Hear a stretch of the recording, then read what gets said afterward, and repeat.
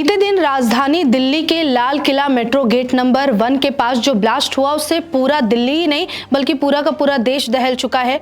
अब ये जो ब्लास्ट है इसके लिंक कैसे हरियाणा से जुड़ते हैं और कैसे बीते दिन जो संदिग्ध पकड़े गए हैं, जिनके पास से जो बरामद किए गए हैं हथियार, इसके अलावा विस्फोटक, उनसे कैसे कनेक्शन है वो जानने की कोशिश करेंगे। और ये भी आज की वीडियो में बताएंगे कि कैसे एक एक यानी कि टाइमलाइन पर बात करेंगे कि ब्लास्ट के लिए वो गाड़ी कहाँ से निकली, कब निकली, कहां पहुंची और किसके बाद ब्लास्ट हुआ। तो सबसे पहले हम शुरू करते हैं उन संदिग्धों की गिरफ्तारी से जिनसे ये मामला पूरी तरह से जुड़ता है। तो इसमें कुछ नाम शामिल होते हैं, जैसे सबसे पहला नाम आता है डॉक्टर मुजम्मिल शकील का, जिसके पास से जो फरीदाबाद से गिरफ्तार होता है और उसके पास से अमोनियम नाइट्रेट और IED 2900 किलो जो है वो बरामद होता है। इसके बाद एक नाम आता है अदील अहमद का, जिसे सहारनपुर से गिरफ्तार किया जाता है, और एक नाम आता है मोयुद्दीन सैयद का, इसे भी गिरफ्तार किया जाता है। और एक और जो नाम है वो है शाहीन शाहिद का, यानी कि ये एक लड़की है और ये बताई जा रही है कि जो एक मुख्य आरोपी है यानी मास्टरमाइंड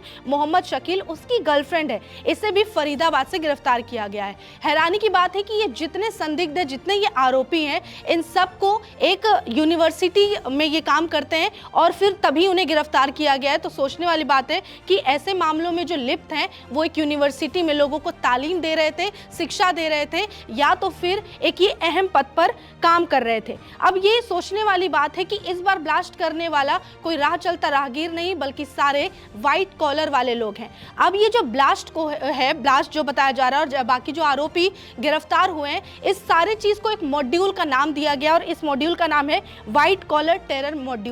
तो सबसे पहले आपको बताते हैं कि व्हाइट कॉलर टेरर मॉड्यूल क्या होता है। ये एक ऐसा तरीका है, मतलब ये कोई भी संदिग्ध चीज़ को या फिर आपत्तिजनक या फिर कोई भी बम ब्लास्ट या ऐसी गतिविधि को अंजाम देना जिसमें ऐसे लोग शामिल होते हैं समाज के जो अच्छे पद पर है या जिन पर लोगों को शक ना हो, जो आम लोगों से अलग हैं। और ये जो हमारे लिस्ट में हमने जितने भी नाम बताए, ये डॉक्टर है, डॉक्टरेट कर चुके हैं, यानी अच्छी खासी डिग्री है इनके पास, अच्छे खासे पद पर थे और उसके बाद ऐसे मामलों में वो लिप्त पाए गए हैं। देखिए, अब जो हम आ जाते हैं दिल्ली में जो लाल किले पे ब्लास्ट हुआ है चांदनी चौक के पास, उस पर उसमें बताया जा रहा है कि कार ब्लास्ट के दौरान कार में जो शख्स बैठा था शायद जो कि मर गया है, शायद अब तक जो बताया जा रहा है उसका नाम है मोहम्मद उमर। ये जो मोहम्मद उमर है इसका भी उसी यूनिवर्सिटी से लेना देना है जिसमें बाकी के आरोपी जो संदिग्ध पकड़े गए थे बीते दिन विस्फोटक के साथ, और ये यूनिवर्सिटी का नाम है अल फला यूनिवर्सिटी।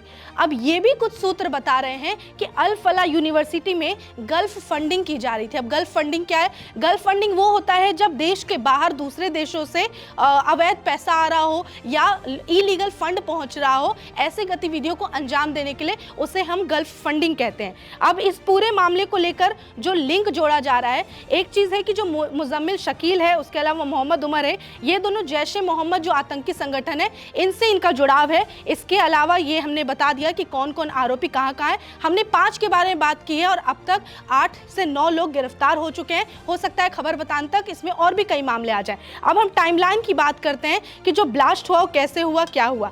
तो सबसे पहले बीते दिन सुबह करीब 8:04 पर हुंडई i20 सफेद रंग की बदरपुर बॉर्डर से, यानी कि हरियाणा से निकलकर बदरपुर बॉर्डर से होते हुए दिल्ली में एंटर करती है। करीब दोपहर 3:19 पर Lal Qila metro gate number 1 पे जाने के लिए, जहां शाम में ब्लास्ट हुआ है, उसके लिए पहले वो इंतजार करते हैं। और इंतजार कहाँ करते हैं? तो ये सुनहरी मस्जिद है एक वहां पर लाल किला के पास, वहां पर लगभग ये गाड़ी पार्किंग में 3 घंटे रुकती है।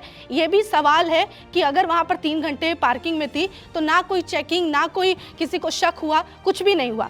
फिर क्या होता है, 6:48 में लगभग 3 से 3.5 घंटे बाद ट्रैफिक सिग्नल पर ये गाड़ी चुपचाप आती है, सफेद रंग की हुंडई i20, और 6:52 में ये धमाका हो जाता है। और 7 बजे जब पूरे इलाके में आसपास की गाड़ियां वगैरह सब कुछ जलकर खाक हो जाती है, कई लोग मारे जाते हैं, घायल हो जाते हैं, तब उस पूरे इलाकों को सील किया जाता है और वहाँ पर फायर ब्रिगेड और बाकी पुलिस बल पहुँचती है और फिर जायजा लिया जाता है कि कितना नुकसान हुआ है।